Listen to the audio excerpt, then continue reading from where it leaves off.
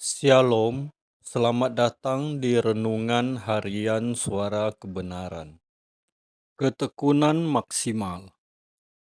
Satu kata ini harus kita miliki, yaitu tekun, tekun, dan tekun.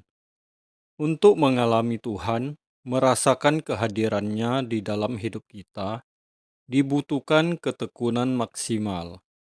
Kita pasti pernah, atau paling tidak sebagian kita mengerti apa artinya tekun.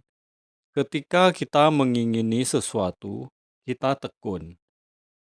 Apakah itu dalam dunia pendidikan, di mana kita bukan saja ingin lulus, melainkan ingin mencapai indeks prestasi yang tertinggi atau terbaik.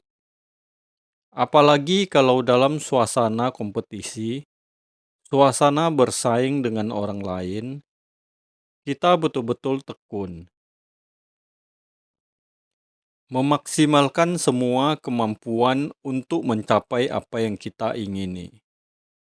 Atau kalau kita sakit, maka kita tekun mencari pengobatan, bersedia mengubah pola hidup, pola makan, kita tekun melakukan apapun demi kesembuhan dan lain sebagainya.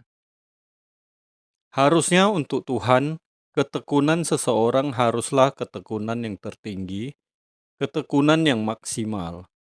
Kalau kita membaca Alkitab, Allah tidak mudah menyatakan diri kepada orang-orang yang dikasihi atau kekasih-kekasih Tuhan.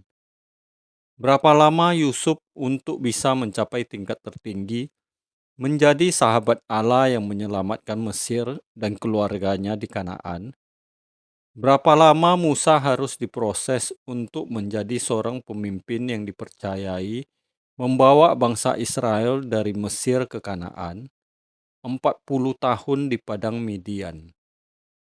Sebelum Daud menggulingkan merobohkan Goliat, berapa lama ia ada di padang rumput bergaul dengan domba-domba, dan dia berlatih untuk bisa melindungi domba-domba peliharaan dengan mempertaruhkan nyawanya.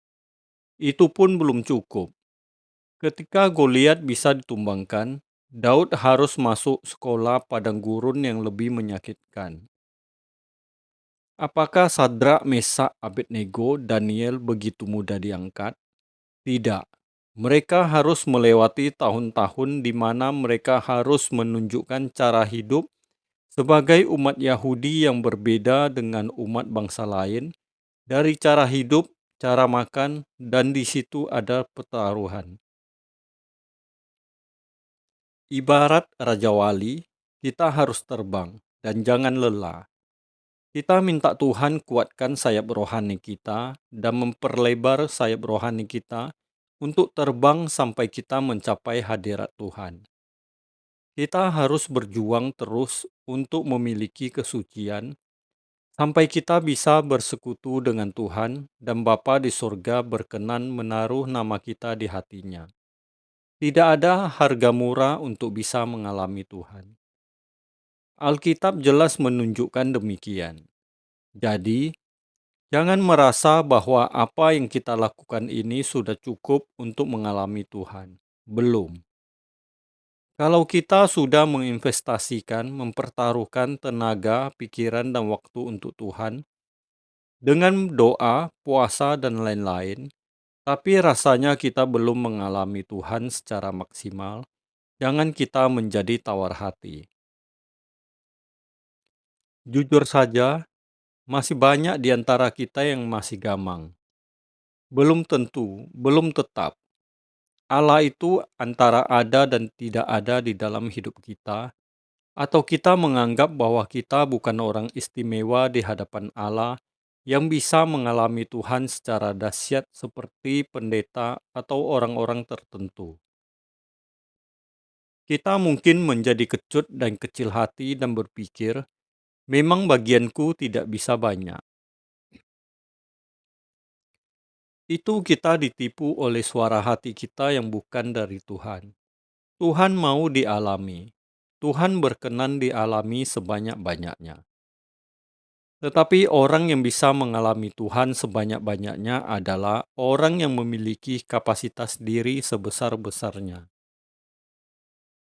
Bahaya kalau orang tidak punya kapasitas mengalami Tuhan, lalu dia mengalami Tuhan, dia menjadi sombong.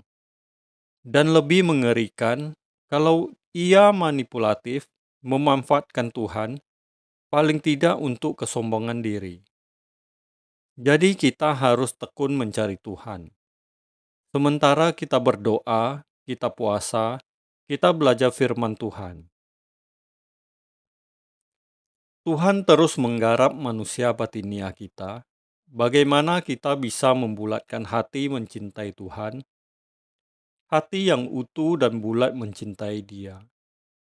Bagaimana kita bisa memiliki sikap hati di mana kita tidak merasa memiliki apa-apa kecuali Tuhan, di mana kita sampai pada level bahwa kehormatan dan kemuliaan kita tidak ada pada apapun dan siapapun, bukan pada diri kita sendiri, tetapi pada Tuhan saja.